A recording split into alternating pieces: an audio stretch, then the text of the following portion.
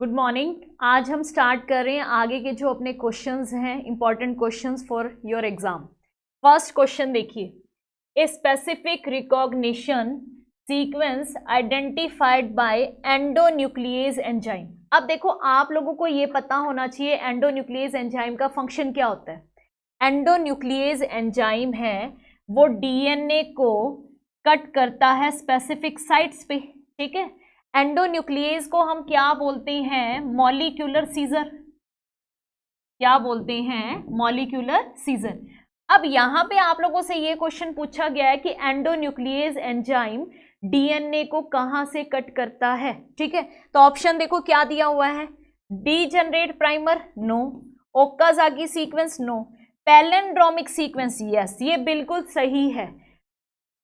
क्या होता है कि एंडोन्यूक्लियस एंजाइम है डीएनए को पैलिंड्रोमिक सीक्वेंस पे कट करता है। पैलिंड्रोमिक सीक्वेंस का मतलब क्या होता है कि डीएनए है उसके अंदर जो स्पेसिफिक साइट्स हैं उनको चाहे आप इधर से रीड करो चाहे इधर से रीड करो, आपको सेम सीक्वेंस देखने को मिलेगा। जैसे यहाँ पे एडेनिन है, यहाँ पे थायमिन है, यहाँ पे साइटोसिन है, तो इसका इधर क्या होगा बेटा? देखो इधर ये क्या हो जाएगा?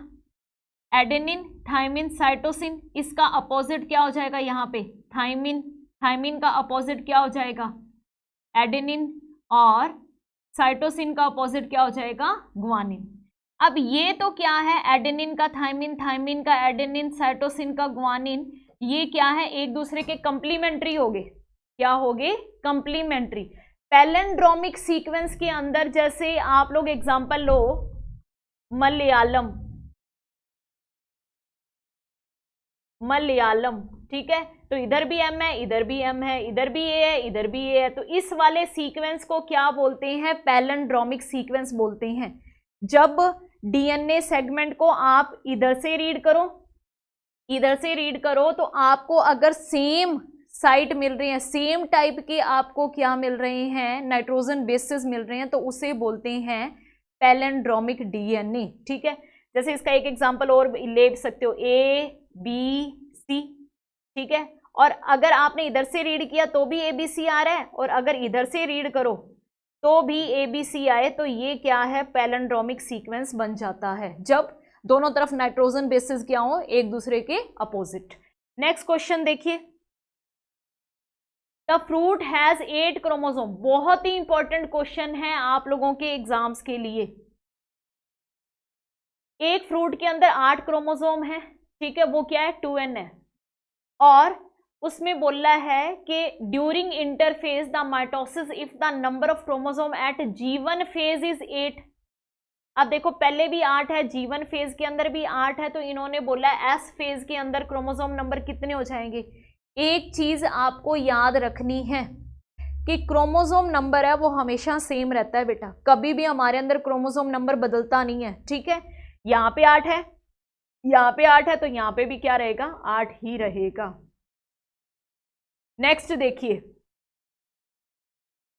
विच one of the following is belong to the family Muscidae. Muscidae किसकी फैमिली है? ये फैमिली होती है बेटा हाउस फ्लाई की, और ये क्वेश्चन आप लोगों की एनसीईआरटी में दिया हुआ है, ठीक है। हाउस फ्लाई का नाम मस्का, मस्का होता है। तो यहाँ पे फैमिली मस्किडी किसकी है? हाउस फ्लाई की है। Next question, Succus entericus, NEET exam में आया हुआ क्वेश्चन, डायरेक्ट आप लोगों से ये क्वेश्चन पूछा गया है। सक्कस एंटेरिकस ऐसी कैसी लाइन आपकी बुक्स में दी हुई है? सक्कस एंटेरिकस किसे बोलते हैं बेटा? इंटेस्टाइनल जूस को बोलते हैं। इंटेस्टाइन से जो जूस निकलते हैं उनको क्या बोलते हैं? सक्कस एंटेरिकस बोला जाता है, ठीक है। नेक्स्ट देखिए, which regard to insulin choose correct option. अब देखो इंसुलिन की जब हम स्ट्रक्चर पढ़ते हैं ना बेटे, इंसुलिन की जब हम स्ट्रक्चर पढ़ते हैं तो उस टाइम हम क्या देखते हैं कि इंसुलिन है, पहले तो प्रो इंसुलिन होता है। पहले क्या होता है? Pro insulin. प्रो इंसुलिन में क्या होता है? इसके अंदर ए बी और सी चेन होती है, ए बी और सी चेन होती है, ठीक है। जब ये एक्टिव इंसुलिन में कन्वर्ट होएगा तो इसके अंदर क्या होता है? ए और बी चेन होती है, ए चेन होती है और बी चेन होती है, और वो डाई सल्फाइड बॉन्ड के थ्रू आपस में अटैच रहती है। ठीक है, यानी ये वाला जो इंसुलिन है ये सही वाला है। एक्टिव इंसुलिन के अंदर क्या होता है, दो चेन होती है ए और बी, और दोनों क्या है, डाई सल्फाइड बॉन्ड के थ्रू आपस में अटैच रहती है। तो यहाँ पे देखो बेटा, हमें ये बताना है कि कौन से करेक्ट ऑप्शन है। ठीक है, इंसुलिन के बारे में कौन से करेक्ट ऑप्शन है। तो यहाँ पे देखो, पहला क्या दिया हुआ है, C peptide is not present in mature insulin, ये सही है बेटे। सी पेप्टाइड, देखो मैंने अभी बताया है कि मेच्योर इंसुलिन के अंदर ए और बी होती हैं, सी है वो नहीं होता, ये सही है। The insulin produce by recombinant DNA technology has C peptide, गलत। The pro insulin has C peptide, yes ये भी सही है। A peptide and B peptide of insulin are interconnected by disulphide bridge, ये भी सही है। तो यहाँ पे देखो ए सी और डी ये तीनों सही है, बी गलत है। ए सी डी किसके अंदर दिया हुआ है, थर्ड ऑप्शन, तो ये अपना सही आंसर है। नेक्स्ट क्वेश्चन देखिए, person with A B blood group. देखो बेटा, एक चीज आपको याद रखनी है कि ब्लड ग्रुप है वो किस पे डिपेंड करते हैं भी, हमारी जो आरबीसी है ना उसके ऊपर किस टाइप के एंटीजन लगे हुए हैं। अगर आरबीसी की सरफेस पे, अगर आरबीसी की सरफेस पे ए और बी दोनों एंटीजन लगे हुए हैं, तो इसका मतलब हमारा ब्लड ग्रुप क्या है, ए बी है। मान लो ये ए है ये बी है, दोनों एंटीजन लगे हुए हैं, तो हमारा ब्लड ग्रुप क्या है, ए बी है। अब क्या है, A B blood group are called universal recipient, ये चीज आपको याद रखनी है। ए बी ब्लड ग्रुप को हम क्या बोलते हैं, यूनिवर्सल रेसिपिएंट। इसका मतलब क्या है, दिस इज ड्यू टू, देखो एक तो होता है डोनर जो सबको दे सकता है, रेसिपिएंट का मतलब है जो सबसे ले सकता है। तो ए बी ब्लड ग्रुप वाला हर किसी से ब्लड ले सकता है। ये क्यों होता है, क्यों ले सकता है, absence of antigen A and be on the surface of RBC, नहीं ए और बी आरबीसी के ऊपर एंटीजन होते हैं, मैंने अभी आपको बताया। तो ये तो क्या है, गलत हो गया। एब्सेंस ऑफ एंटीजन, ये भी गलत हो गया।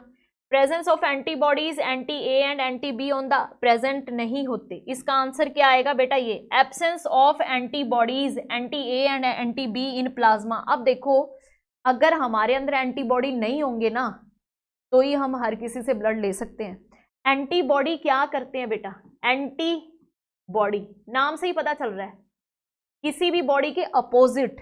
यानी मान लो कि हमारे अगर अंदर एंटीबॉडी है तो हम हमारा सेम ब्लड ग्रुप ही ले सकते हैं, कोई और ब्लड ग्रुप नहीं ले सकते, वरना हमारी बॉडी रिएक्ट करेगी।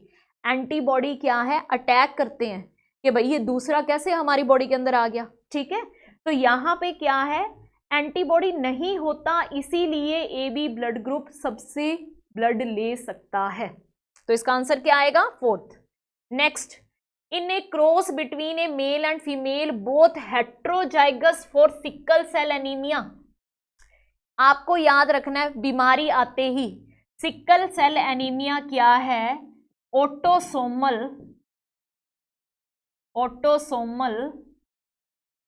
रिसेसिव डिसऑर्डर है। ये क्वेश्चन भी आता होता है बेटा, ऑटोसोमल रिसेसिव डिसऑर्डर है sickle cell anaemia. Autosomal recessive disorder का मतलब क्या है कि इसकी जो जीन है वो ऑटोसोम्स के ऊपर प्रेजेंट होती है। ठीक है, किसके ऊपर प्रेजेंट होती है, ऑटोसोम। और हेट्रोजाइगस है, हेट्रोजाइगस का मतलब दोनों अलग अलग है। मान लो हम क्या कहें कि सिकल सेल एनीमिया है, दोनों मेल और फीमेल हेट्रोजाइगस है, उनको ऐसे लिख लो ए इंटू ए। हेट्रोजाइगस, हेट्रोजाइगस का मतलब क्या होता है, दोनों अलग अलग। अब इनका आपस में क्रॉस करवाओ, मेल हेट्रोजाइगस फीमेल हेट्रोजाइगस। अब देखो अगर होमोजाइगस आता ना तो हम ऐसे लिखते ए, ये होमोजाइगस है। तो होमोजाइगस नहीं, हमारे पास टर्म क्या है, हेट्रोजाइगस। क्रॉस करवाओ, ए का ए के साथ, ए का इस ए के साथ, ए का इस ए के साथ, और इस ए का इसके साथ। तो अब देखिए भाई, ये क्या होंगे, ये भी 25% है, ये कैसे हैं 50% है, और ये कैसे हैं 25% है। तो इन्होंने क्या बोला है, what percentage of the progeny will be diseased, कितनों को डिजीज होगी। अब ये रिसेसिव डिसऑर्डर है। देखो आप ये कहोगे कि भाई एक तो ये हमारे पास ऑप्शन है और ये हमारे पास ऑप्शन है, तो ये तो भाई डोमिनेंट है, ये भी डोमिनेंट है, ये भी डोमिनेंट है, रिसेसिव वाला तो हमारे पास ऑप्शन ही एक है। तो रिसेसिव वाले कितने हैं बेटा 25%। इसका मतलब क्या है 25% को डिजीज होने के चांसेस हैं, मींस हमारा आंसर क्या आएगा 3 आएगा। ठीक है भाई। नेक्स्ट देखिए, which enzyme is responsible for the conversion of inactive fibrinogen to fibrin. याद रखिए बेटा, ये फिब्रिन है, ये किस में हेल्प करता है, क्लोट बनाने में हेल्प करता है। किसमें हेल्प करता है, क्लोट। कोई इंजरी हो गई है, कोई कट लग गया, तो उस टाइम जो क्लोट बनाते हैं वो कौन बनाते हैं, फिब्रिन्स। ये फाइबर्स होते हैं बहुत पतले पतले, इनको कौन, फिब्रिनोजन को फिब्रिन में कन्वर्ट कौन करता है, थ्रोम्बिन। याद रखना है, ठीक है। फिब्रिनोजन को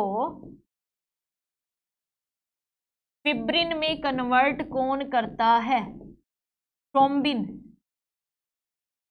ठीक है, थ्रोम्बीन। अब देखो कुछ बच्चों को यहाँ पे थ्रोम्बोकाइनेज भी लगता है थ्रोम्बिन बनाने। देखो प्रोथ्रोम्बिन को थ्रोम्बिन में कन्वर्ट करता है थ्रोम्बोकाइनेज। ये थ्रोम्बिन कैसे बना है, पहले ये प्रोथ्रोम्बिन होता है, पहले ये क्या है, प्रोथ्रोम्बिन। प्रोथ्रोम्बिन को थ्रोम्बिन में कौन कन्वर्ट करता है, यहाँ पे एक और क्वेश्चन आ गया आपका, ये होता है थ्रोम्बोकाइनेज। ठीक है, थ्रोम्बोकाइनेज एंजाइम है, वो प्रोथ्रोम्बिन को थ्रोम्बिन में कन्वर्ट करता है। तो थ्रोम्बिन क्या करता है, फिब्रिनोजन को फिब्रिन में। तो हमसे क्वेश्चन ये पूछा था तो कि फिब्रिनोजन को फिब्रिन में कौन कन्वर्ट करता है, तो हम क्या कहेंगे, थ्रोम्बिन कन्वर्ट करता है। नेक्स्ट क्वेश्चन देखो बेटा, the partial pressure of oxygen and carbon dioxide in alveoli. सीधा डायरेक्ट एनसीईआरटी से क्वेश्चन दिया हुआ है कि एल्वियोली के अंदर ऑक्सीजन का प्रेशर कितना होता है, क्या लिखोगे बेटा। देखो इसका आंसर है ए। ये आपको याद रखना है, एल्वियोली के अंदर, देखो एल्वियोली है, वहां पे ऑक्सीजन है, उसका प्रेशर बहुत ज्यादा होएगा।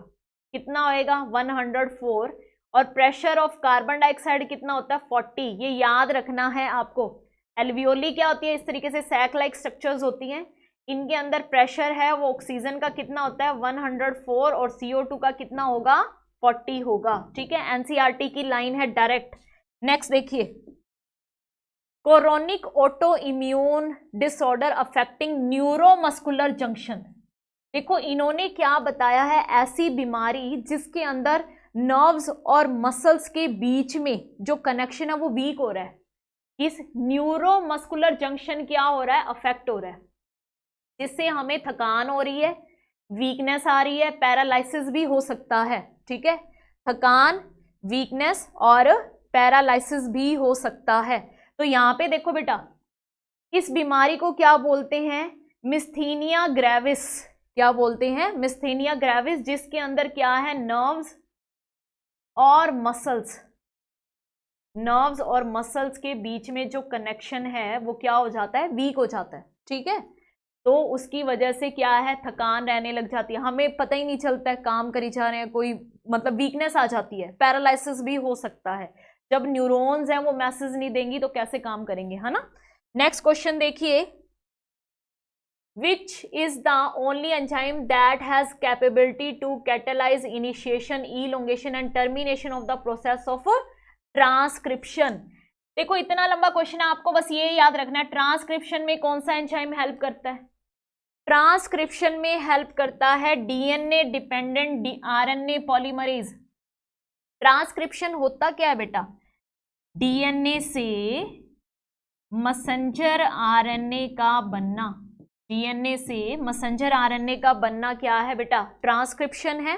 और ट्रांसक्रिप्शन में आरएनए पॉलीमरेज, देखो डीएनए से आरएनए बन रहा है ना, तो आरएनए पॉलीमरेज हेल्प करता है। आपको कभी कभी क्वेश्चंस में आरएनए पॉलीमरेज भी अकेला देखने को मिल सकता है। ठीक है, लेकिन अगर डीएनए डिपेंडेंट आरएनए पॉलीमरेज आ रहा है, ये भी सही है। ये कौन सा होएगा, डीएनए डिपेंडेंट डीएनए पॉलीमरेज, ये रेप्लिकेशन में हेल्प करता है। ये किस में हेल्प करता है? रेप्लिकेशन में। ये किस में हेल्प कर रहा है? ट्रांसक्रिप्शन में। तो हमसे ट्रांसक्रिप्शन का पूछा है। नेक्स्ट देखो, विच of the following RNA is not required for the synthesis of protein. देखो प्रोटीन बनाने के लिए हमें मैसेंजर आरएनए चाहिए जो मैसेज लेके जाएगा, ट्रांसफर आरएनए चाहिए जिसके ऊपर राइबोसोम के ऊपर अटैच होएगा, राइबोसोमल आरएनए चाहिए जो प्रोटीन बनाने में हेल्प करेंगे। तो ये तीनों तो चाहिए, कौन सा नहीं चाहिए? ये नहीं चाहिए, तो ये आंसर आएगा बेटा फोर्थ। इसे एसआई आरएनए क्या है? साइलेंसिंग ऑफ आरएनए, या फिर क्या बोलते हैं इसे? आरएनए इंटरफेरेंस भी बोलते हैं, आरएनए आई भी लिखा आ जाता है कभी कभी, ठीक है। तो ये नहीं होगा। Next, which one of the following is an example of hormone releasing IUD. बहुत ही इंपॉर्टेंट क्वेश्चन, हर बार एग्जाम्स के अंदर पूछा जाता है। देखो copper T, copper 7, multi load 375, ये तीनों क्या है? कॉपर रिलीजिंग है बेटा। ये तीनों क्या है? कॉपर रिलीजिंग है। और कॉपर क्या करता है? स्पर्म्स को किल कर देता है। LNG20 क्या है? हार्मोन रिलीजिंग आईयूडी है। ये क्या है? प्रोजेस्टेरोन हार्मोन इसके अंदर ज्यादा होता है, ठीक है, उससे बनाई जाती है। इसकी फुल फॉर्म आप लिख सकते हो, इसका नाम क्या है? लिवोनोगेस्ट्रल। लिवोनोगेस्ट्रल, लिवोनोगेस्ट्रल 20। ये हार्मोनल बेस्ड क्या है? आईयूडी है, हार्मोन रिलीज करने वाली आईयूडी है।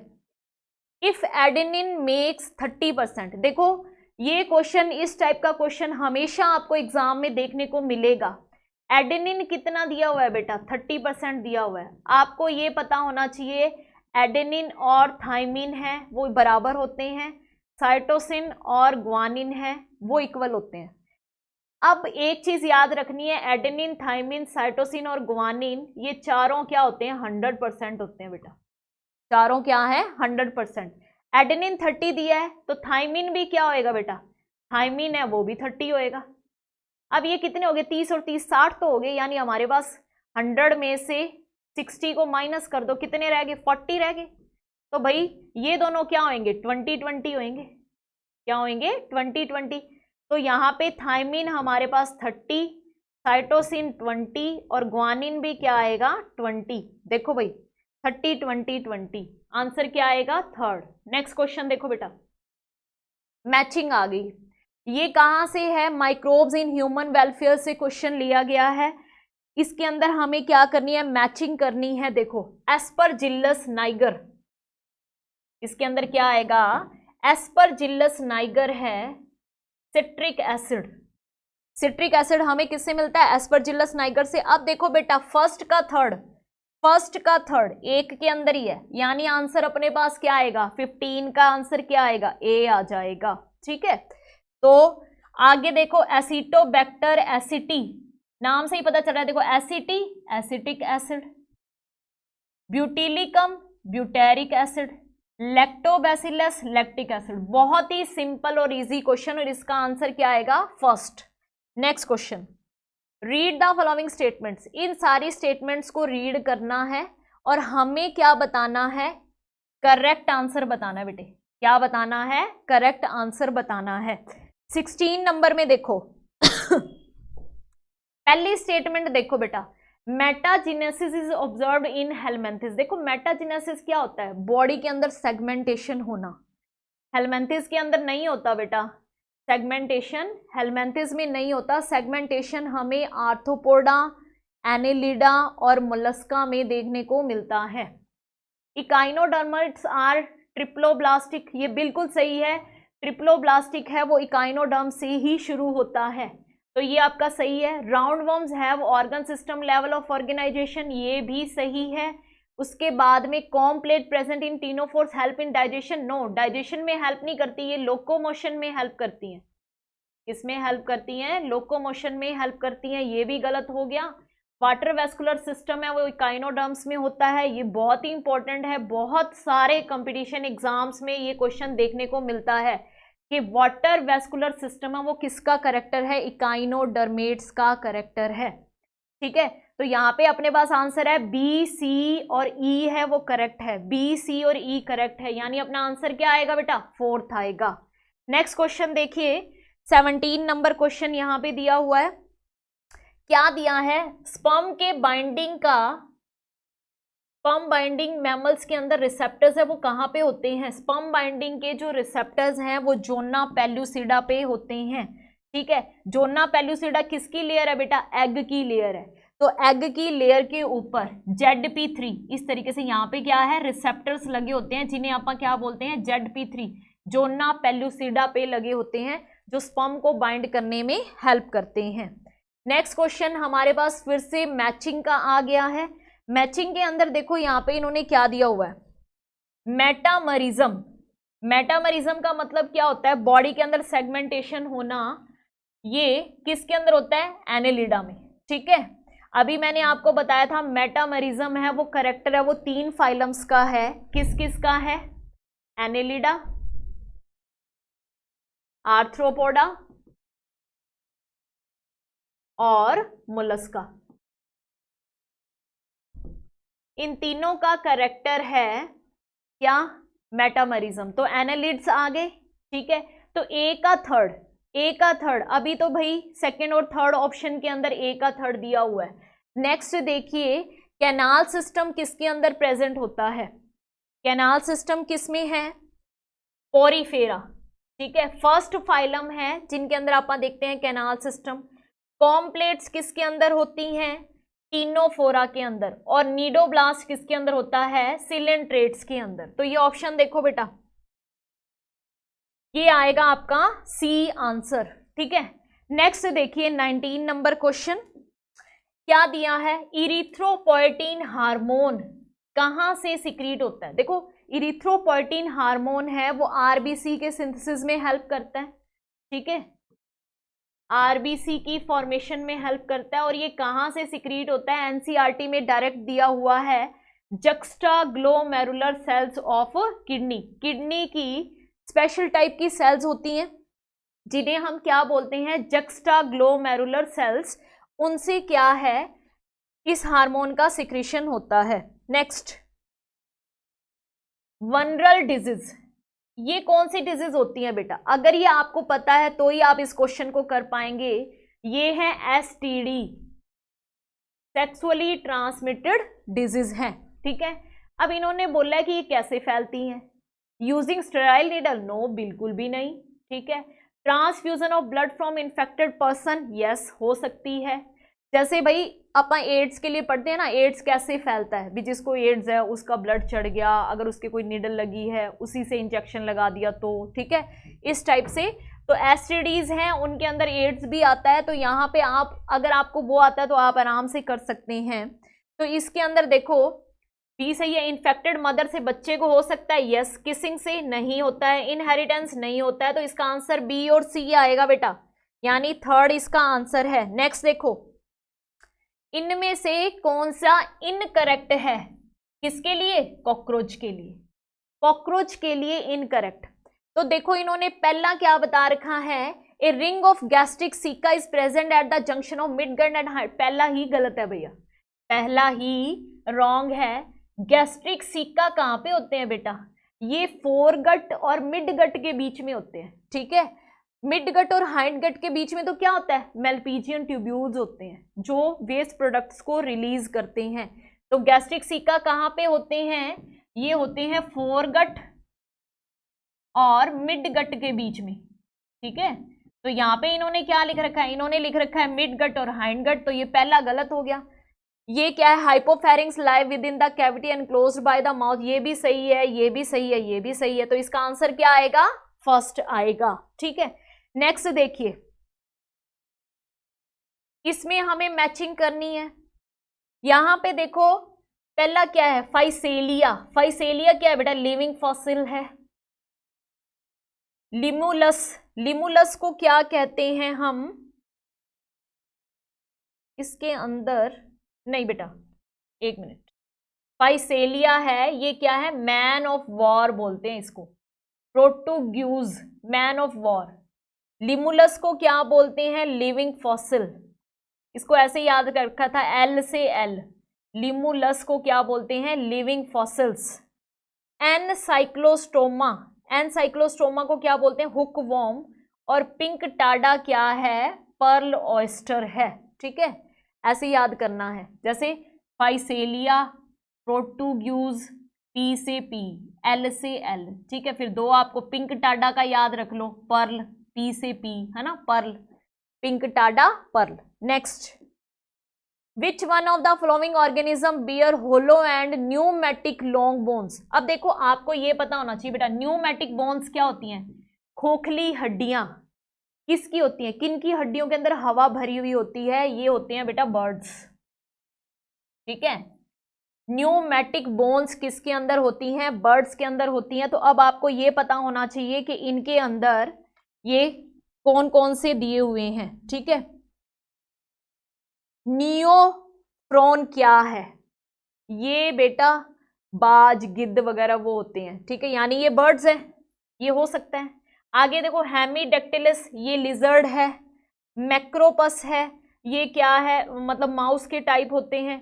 और मैक्रोपस क्या है? कंगारू है। और नीथोराइकस ये क्या है? बकडिल, डक बिल्ड प्लेटिपस होता है, यानी ये मैमल है। मींस इनमें से तो कोई बर्ड है ही नहीं, बर्ड तो ये एक ही है, नियोफ्रॉन। तो ये क्या है? इसका करेक्ट आंसर है। Next, the centriole undergoes duplication during. देखो, सेंट्रियोल है ना, वो स्पिंडल फाइबर फॉर्मेशन में हेल्प करता है, स्पिंडल फाइबर फॉर्मेशन में हेल्प करता है। ये कब डबल हो जाता है? द सेंट्रियोल अंडरगोज डुप्लीकेशन, कब डुप्लीकेट हो जाता है? ये एस फेज के अंदर, याद रखना है। जब डीएनए का रेप्लिकेशन होता है तभी सेंट्रियोल है वो भी डुप्लीकेट हो जाता है। During the process of gene amplification using PCR, if very high temperature is not maintain. अब देखो, पीसीआर टेक्निक हम पढ़ते हैं ना बेटा, तो उसके अंदर सबसे पहला स्टेप आता है डीनेचुरेशन, जिसमें हमें हाई टेम्परेचर चाहिए। दूसरा स्टेप होता है एनलिंग, और तीसरा होता है एक्सटेंशन। ठीक है, तो भाई सबसे पहले हमें क्या है? डीनेचुरेशन करना होता है, दोनों डीएनए के सेगमेंट्स को सेपरेट करना होता है। तो इन्होंने बोला है कि हाई टेम्परेचर नहीं मिल रहा, तो कौन सा प्रोसेस है उसके ऊपर अफेक्ट पड़ेगा? डीनेचुरेशन ही नहीं होएगा, क्योंकि पहला स्टेप है, उसके लिए 94 डिग्री सेंटीग्रेड टेम्परेचर चाहिए। इसमें चाहिए 94, इसमें चाहिए 54, इसमें चाहिए 72। तो 94 नहीं है तो डीनेचुरेशन नहीं होगा। नेक्स्ट देखिए, विच of the following is not an objective of biofortification? देखो, बायोफोर्टिफिकेशन क्या होता है? बायोफोर्टिफिकेशन में क्रॉप्स के अंदर न्यूट्रिएंट्स डाले जाते हैं। बायोफोर्टिफिकेशन इन क्रॉप्स, बायोफोर्टिफिकेशन में क्या होता है? क्रॉप्स में न्यूट्रिएंट्स डाले जाते हैं। तो यहाँ पे देखो, इसके अंदर प्रोटीन डाल रहे हैं, यहाँ पे विटामिन डाल रहे हैं, यहाँ पे भी क्या है? मिनरल्स डाल रहे हैं। मीन्स ये तीनों तो सही है। नॉट का मतलब क्या है? रेजिस्टेंस नहीं होगी डिजीज से। ठीक है, न्यूट्रिएंट्स डालने हैं हमने, रेजिस्टेंस पावर नहीं आएगी डिजीज से। डॉप्सन यूनिट किसके लिए होती है? ओजोन की थिकनेस को मेजर करने के लिए। याद रखना, आपने एनसीईआरटी में डायरेक्ट दिया हुआ है, डॉप्सन यूनिट से हम ओजोन की थिकनेस को मेजर कर सकते हैं। स्फिंक्टर ऑफ ऑडी कहाँ पे होते हैं? देखो, स्फिंक्टर ऑफ ऑडी कहाँ पे होते हैं? Junction of hepato pancreatic duct. Hepato क्या है? ये कहाँ से आ रही है बेटा? लीवर से आ रही है। ये कहाँ से डक्ट आ रही है? पैंक्रियाज से आ रही है। जब लीवर और पैंक्रियाज दोनों से डक्ट आती हैं तो वो एक जगह पे एम्पुला के अंदर ओपन होती है, वहां पे एक स्फिंक्टर होता है जिसे बोलते हैं स्फिंक्टर ऑफ ऑडी। इधर लीवर है, ठीक है, लीवर से एक डक्ट आ रही है, इधर पैंक्रियाज है, पैंक्रियाज से एक डक्ट आ रही है, और ये दोनों डक्ट जब मिलती हैं तो यहाँ पे क्या है? एक स्फिंक्टर प्रेजेंट होता है जिसे बोलते हैं स्फिंक्टर ऑफ ऑडी। नेक्स्ट देखिए, तो इसका आंसर क्या होएगा? Second. Select the favorable condition required for the formation of oxyhemoglobin at the alveoli। देखो, ऑक्सीहीमोग्लोबिन का मतलब क्या है बेटा? ऑक्सीहीमोग्लोबिन का मतलब है कि Hb के साथ ऑक्सीजन बाइंड अप हो जाए। ऑक्सीहीमोग्लोबिन का मतलब क्या है? हीमोग्लोबिन के साथ ऑक्सीजन बाइंड हो जाए किसमें, एल्वियोली में, तो उसके लिए हमें क्या चाहिए, सबसे पहले तो हमें ये देखना है भी ऑक्सीजन कब बाइंड होगी हीमोग्लोबिन के साथ, जब ऑक्सीजन की हाई कंसंट्रेशन होगी भाई, जब ऑक्सीजन की क्या है, हाई कंसंट्रेशन होगी। तो हाई कंसंट्रेशन वाले हमारे पास दो हैं, देखो इसके अंदर भी लो है PO2, इसमें भी लो है PO2, तो दो ऑप्शन तो हमारे गए। यहाँ पे भी प्रेशर ऑक्सीजन का ज्यादा है, यहाँ पे भी प्रेशर ऑक्सीजन का ज्यादा है, तो भाई इन दोनों में से हमें देखना है कौन सा ऑप्शन सही होगा। अब देखो तुम, यहाँ पे CO2 भी ज्यादा दे रखी है, भाई CO2 का हमने क्या करना है, हमें तो ऑक्सीजन बाइंड अप करनी है, यहाँ पे लो PCO2 है, यानी CO2 का प्रेशर कम है, तो आंसर क्या आएगा, ये। आपको वैसे भी याद रखना है कि ऑक्सी हीमोग्लोबिन के लिए हाई प्रेशर ऑक्सीजन का, लो प्रेशर CO2 का, लेस हाइड्रोजन आयन और लोअर टेम्परेचर चाहिए, ठीक है। नेक्स्ट, इसका आंसर क्या आएगा, first. Identify the incorrect pair, इनके अंदर देखो इनकरेक्ट बताना है हमें। एल्केलॉइड्स, कोडीन बिल्कुल सही है, टॉक्सिन एब्रीन टॉक्सिन है, बिल्कुल सही है, लेक्टिन्स कॉनकैनाविनिन ए है, ये भी बिल्कुल सही है, रिसीन बता रखा है ड्रग है, ड्रग नहीं है बेटा, ये क्या है, एक टॉक्सिन है, ठीक है, तो ये क्या हो गया, गलत हो गया। नेक्स्ट देखिए, विच of the following statement wrongly represents the nature of smooth muscle, smooth muscle के लिए कौन सा रॉन्ग है, ठीक है, हमें क्या बताना है, स्मूथ मसल के लिए कौन सा रॉन्ग है। तो इसके अंदर देखो बेटा, नो स्ट्रेटेंस, स्ट्रेटेंस का मतलब क्या है कि स्मूथ मसल्स के अंदर बैंड्स नहीं होते हैं, बिल्कुल सही है ये। इनवॉलंटरी होती है, बिल्कुल सही, मतलब हमारी विल पावर का कोई कंट्रोल नहीं होता है। कम्युनिकेशन दोनों सेल्स के बीच में इंटरकलेटेड डिस्क के थ्रू होता है, ये गलत है बेटा।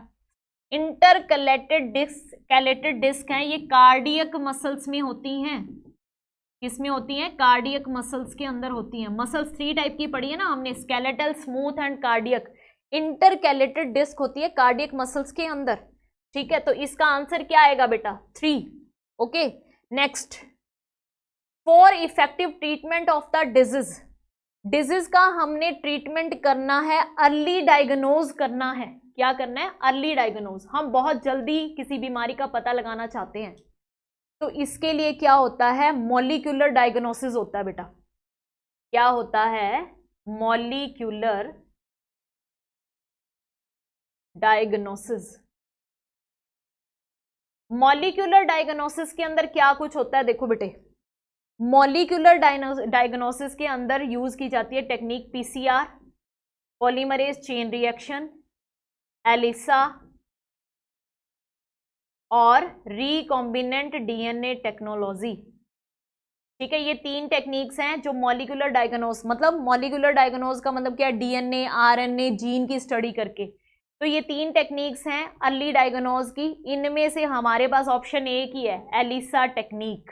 ओके, तो ये आपकी सही होगी, ये तीनों टेक्निक्स आपकी NCERT में दी हुई हैं, तो इसलिए मैंने आपको बता दी कि मॉलिक्यूलर डायग्नोसिस के लिए 3 टेक्निक्स हैं, PCR, एलिसा और रिकॉम्बिनेंट DNA, तो इनमें से एक हमें यहाँ पे दी हुई है।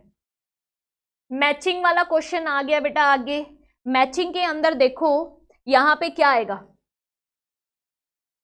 वॉल्ट्स क्या है, वॉल्ट्स क्या है, entry of sperm through cervix is blocked, पहले का पहला ही सही है, ठीक है, फीमेल्स के अंदर लगाए जाते हैं जो स्पर्म की एंट्री को ब्लॉक कर देता है। उसके बाद में देखो IUDS, इंट्रायूटेराइन डिवाइस क्या होती है, फैगोसाइटोसिस होती है स्पर्म्स के लिए। वेसेकोटोमी क्या होती है, वास डिफरेंस को रिमूव करना। ट्यूबेकोटोमी क्या होती है, फैलोपियन ट्यूब को रिमूव करना। तो इसके अंदर आंसर देखो, पहले का पहला, सेकंड। नेक्स्ट क्वेश्चन देखो, which stage of meiotic prophase show terminalisation of chiasmata, बहुत ही इंपॉर्टेंट, क्याजमेटा फॉर्मेशन। क्याजमेटा क्या होता है, जब क्रोमोसोम है वो एक्स शेप के अंदर ऐसे फॉर्म हो जाते हैं, उसे क्याजमेटा बोलते हैं। अब वो टर्मिनलाइजेशन मतलब वो सेपरेट हो रहे हैं, तो इन्होंने पूछा है कि कौन सी स्टेज के अंदर वो सेपरेट होंगे, तो आपको क्या याद रखना है, डायकाइनेसिस, ठीक है। प्रोफेज स्टेज है, हम क्या पढ़ते हैं, प्रोफेज स्टेज है, प्रोफेज, प्रोफेज स्टेज की स्टेजेस होती हैं बेटा, लिप्टोटीन, जाइगोटीन,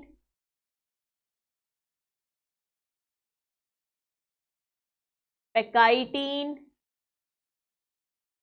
डिप्लोटीन और डाइकाइनेसिस।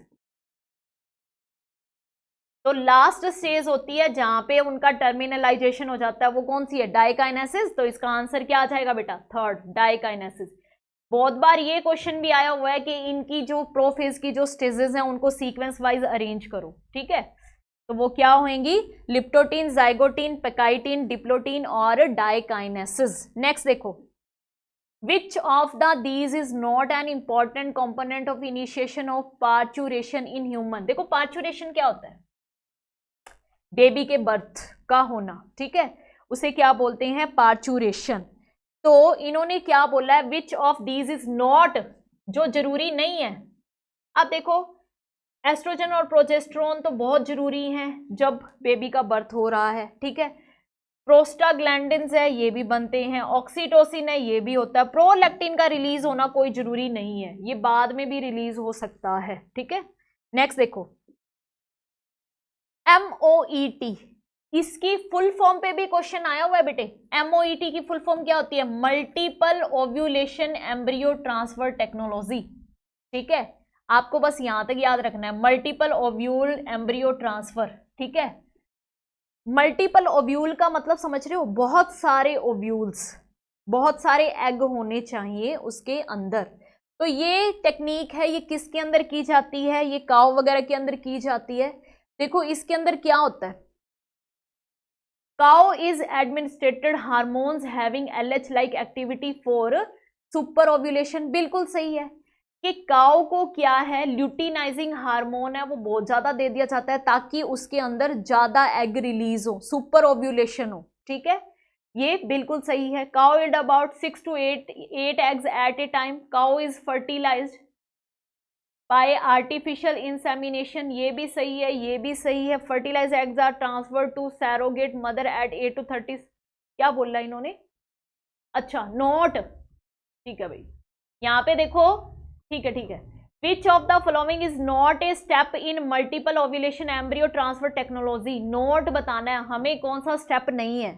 तो जब MOET करवाया जाता है, ये भी बिल्कुल सही है। भी काऊ है वो एक टाइम में 6 से 8 एग्स को ले करती है। आर्टिफिशियल इंसेमिनेशन, उसको आर्टिफिशियली स्पर्म एंटर करवाए जाते हैं।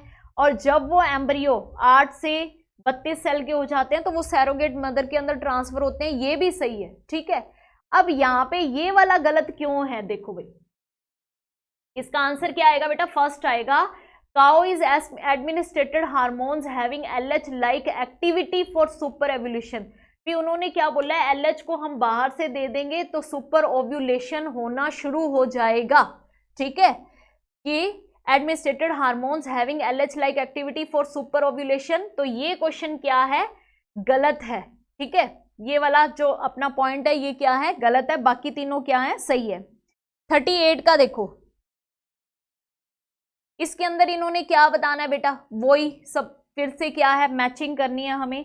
38 के अंदर पहला देखो, एलन रूल्स क्या है? एलन रूल क्या था? कि marine fish in depth, first का थर्ड, ठीक है। फिजियोलॉजिकल अडेप्टेशन,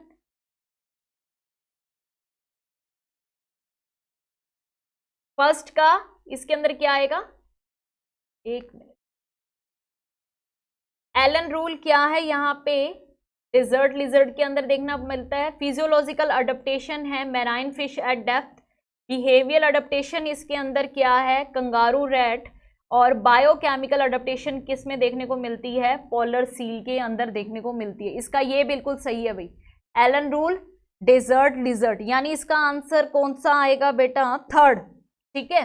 एलन रूल है वो डेजर्ट लिजर्ड के अंदर देखने को मिलता है। नेक्स्ट असर्शन रीजन है, क्या दिया हुआ है? A person goes to high altitude and experience altitude sickness with symptoms like breathing difficulty and heart palpitation. बिल्कुल सही है, ठीक है। पहली जो स्टेटमेंट है वो क्या है, बिल्कुल सही है। दूसरी इन्होंने क्या बोला है, due to low atmospheric pressure at high altitude the body does not get sufficient oxygen. In the light of the above statement choose the correct answer from the option given below. देखो ये भी बिल्कुल सही है बेटा। Altitude sickness क्या होती है, जैसे जैसे हम ऊंचाई पे जाते हैं, जैसे जैसे हम ऊंचाई पे जाते हैं वैसे वैसे ऑक्सीजन है वो कम होती जाती है, ठीक है। तो वहां पे क्या है, ब्रीथिंग की डिफिकल्टी आनी शुरू हो जाती है, हार्ट पैल्पिटेशन मतलब हार्ट बीट है वो इंक्रीज होना शुरू हो जाती है।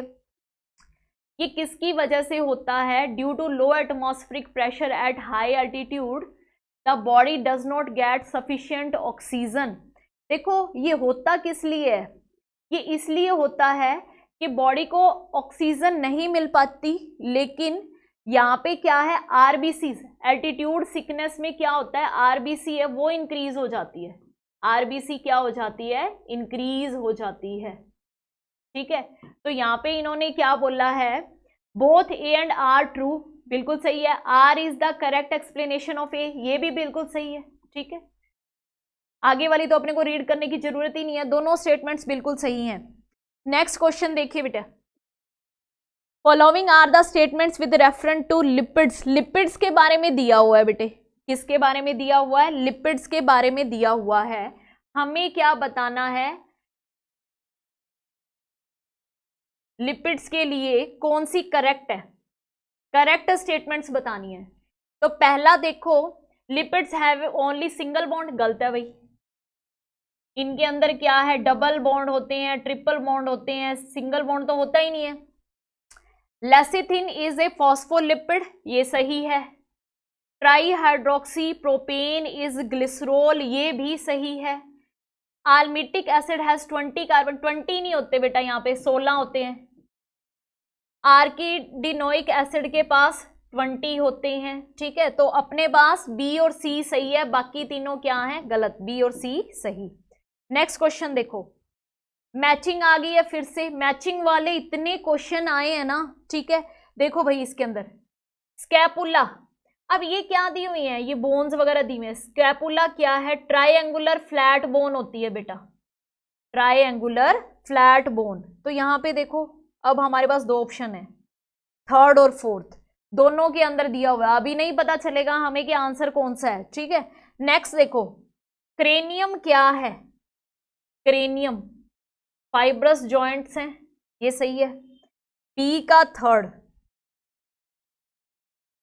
स्टर्नम क्या है, फ्लैट बोन है। वर्टिबल कॉलम क्या है, कार्टिलेजिनस जॉइंट्स मिलते हैं, तो इसका आंसर क्या होएगा, D. Identify the type of cell junctions. देखो जो जंक्शन लीकेज को रोकते हैं, हमें वो जंक्शंस बताने थे, जो किसको रोकते हैं, लीकेज को रोकते हैं।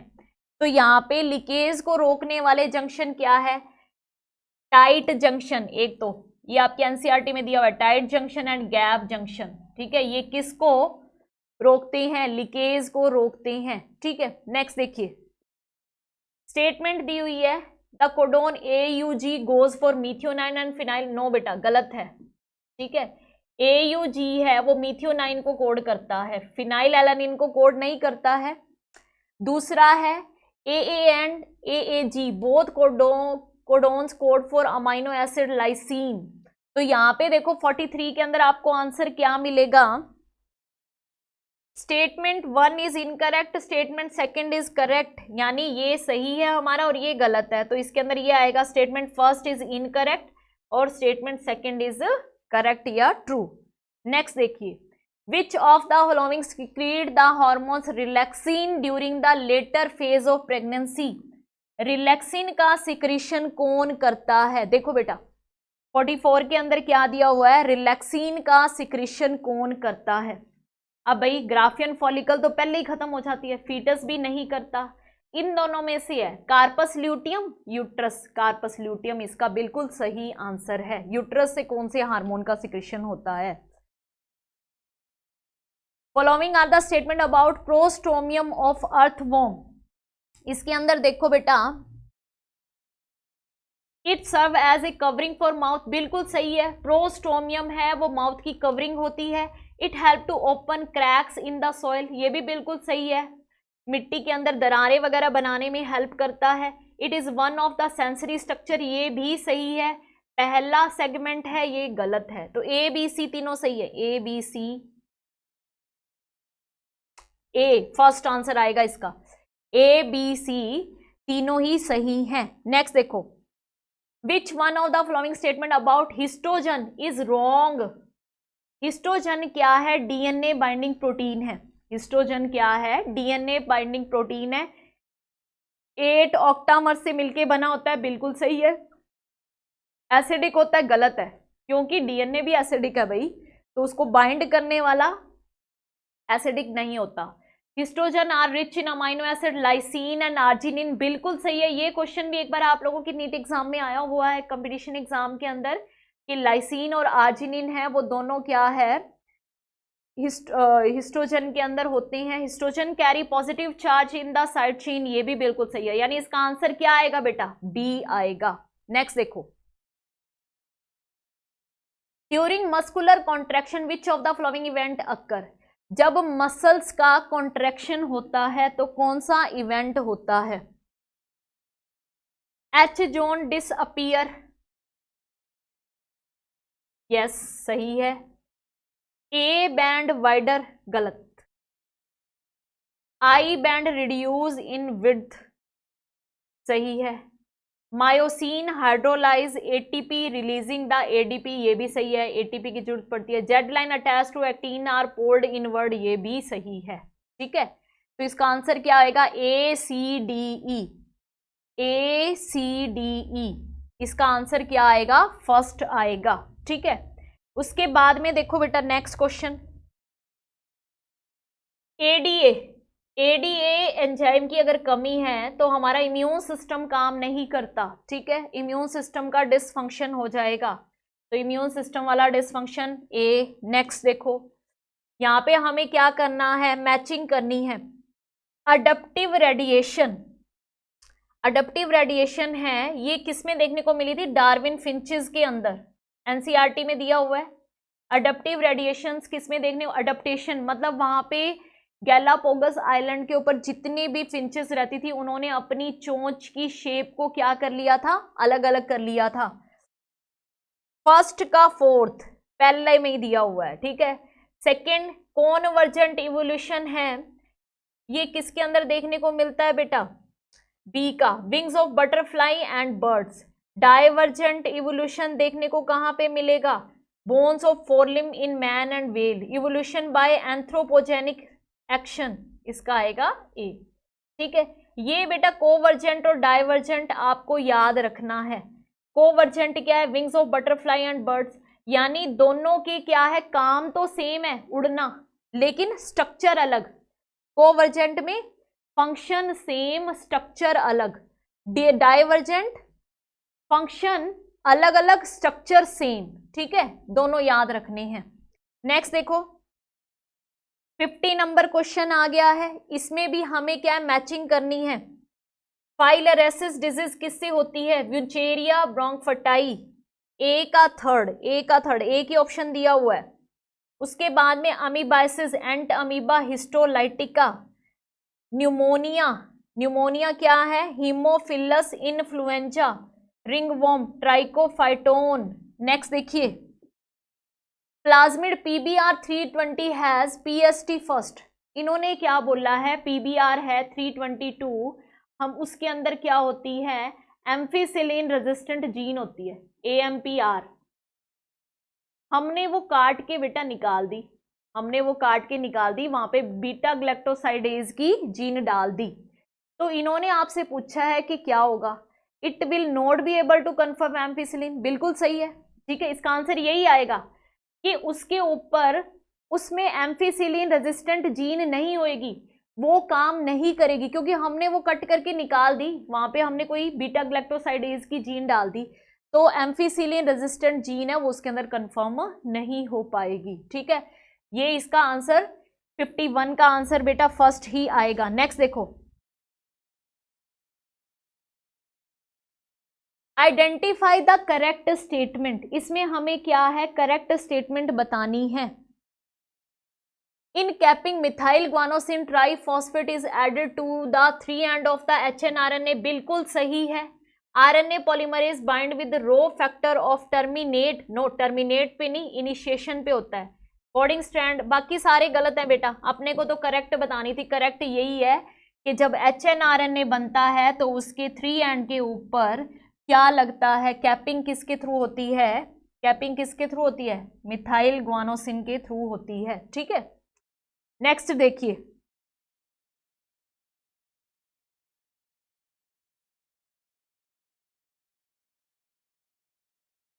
nowadays it is possible to detect the mutated gene causing cancer by allowing radioactive probe to hybridize its complementary DNA in a clone of cells। अब देखो इन्होंने क्या बोला है कि भी म्यूटेशन का हम पता कैसे लगा सकते हैं। एक्चुअली देखो किसी भी डीएनए या जीन के अंदर म्यूटेशन हुआ है ना तो वो जल्दी से अपीयर नहीं होता है। तो यहाँ पे देखो क्या बोला है इन्होंने कि म्यूटेटेड जीन है वो पार्शली अपीयर हो सकता है, नहीं हो सकता, कंप्लीटली अपीयर नहीं हो सकता।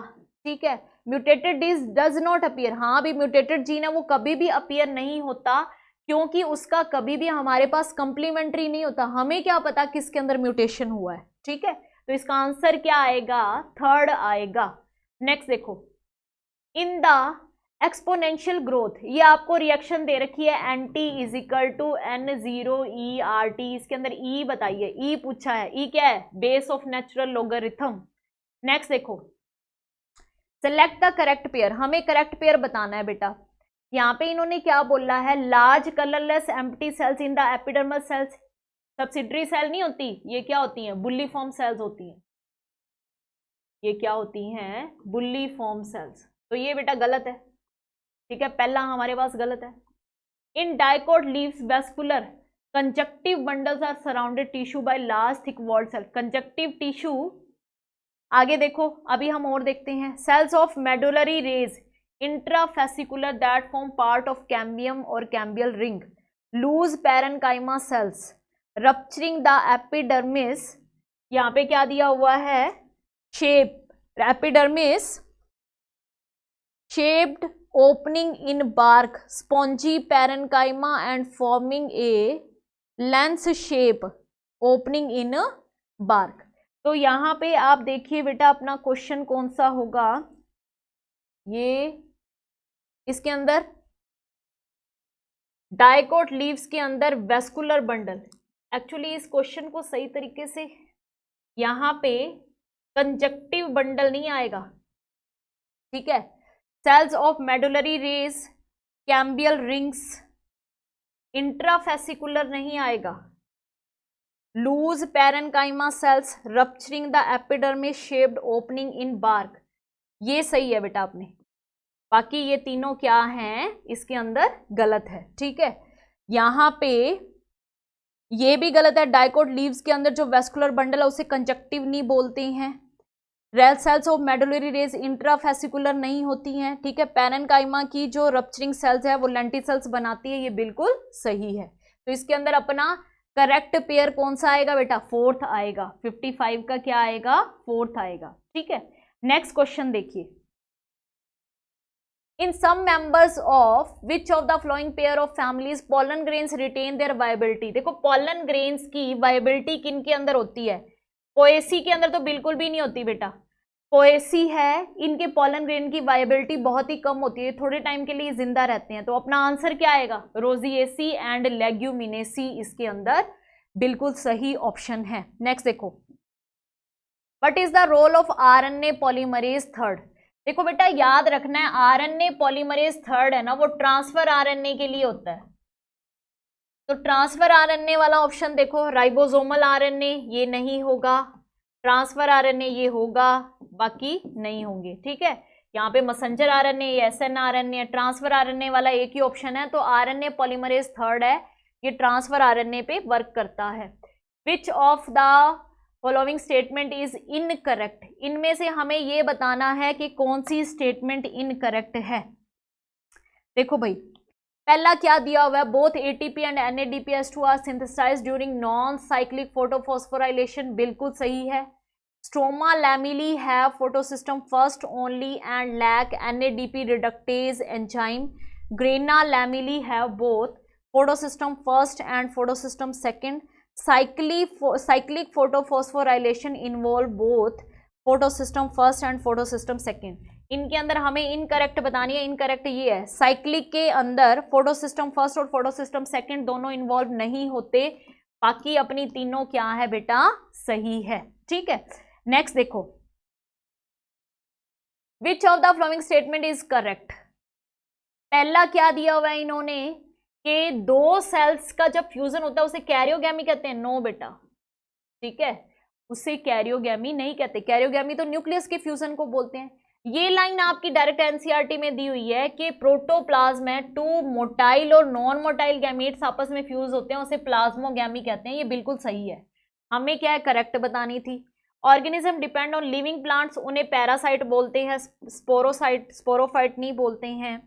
सम of the organism can fix atmospheric nitrogen in specialised cells called sheath cell, no, bundle sheath cell. ठीक है, तो इसका आंसर क्या आएगा, डी आएगा।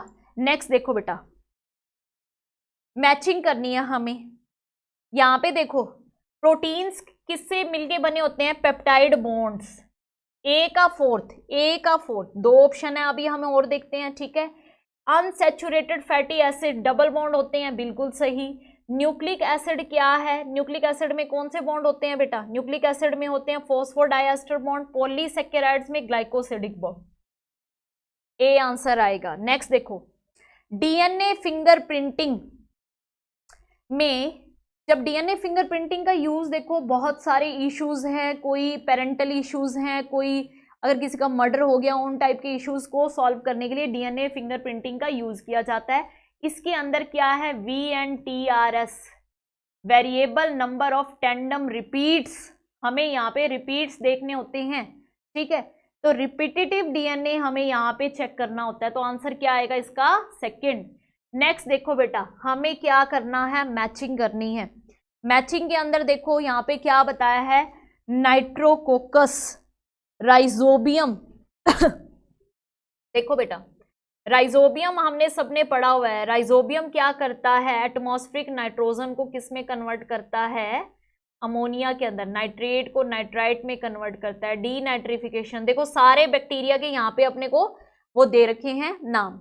ओके, अब हमें यहाँ पे देखना है राइजोबियम क्या करता है, conversion of atmospheric nitrogen into ammonia, पहले का सेकंड, तो एक ही दिया हुआ है, आराम से, नहीं सेकंड का, सॉरी एक मिनट, नाइट्रोकोकस क्या है, नाइट्रोकोकस क्या कर रहा है, राइजोबियम का हमने देख लिया है फर्स्ट, सेकंड का फोर्थ, है ना, कन्वर्जन ऑफ एटमॉस्फेरिक, सेकंड का फोर्थ दिया था। फर्स्ट क्या करता है, conversion of ammonia to nitrate. Thiobacillus क्या कर रहा है, डीनाइट्रिफिकेशन। नाइट्रोबैक्टर क्या कर रहा है, नाइट्राइट को नाइट्रेट में कन्वर्ट कर रहा है। तो अपना आंसर यहाँ पे क्या आ जाएगा, फर्स्ट आ जाएगा। नेक्स्ट देखो बेटा, चलो इतने ही क्वेश्चन थे हमारे, ठीक है, इतने ही क्वेश्चन थे, तो मिलते हैं हम नेक्स्ट क्लास के अंदर। ओके, बाय बेटा।